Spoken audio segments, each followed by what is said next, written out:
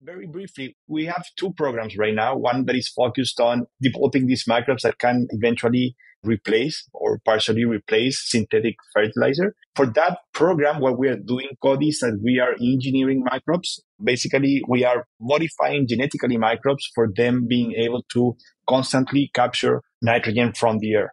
The air that is around us basically contains approximately 80% of its composition is nitrogen, but that nitrogen is in a form that the plants cannot uptake. And what these microbes do is that while living on the root structure of plants, they produce enzymes that have the ability to grab this nitrogen and transform it into a form that the plant can uptake and can use as nutrient. So that is one program, and that is engineered microbes.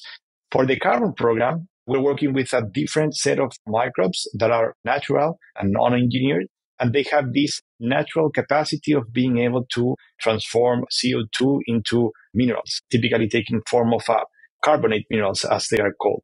A typical carbonate mineral is limestone, for instance. So these microbes have the ability, again, while growing with the plants on the root structure, feed from the plant. They get the nutrients from that symbiotic interaction. And while doing so, they have the ability to capture carbon.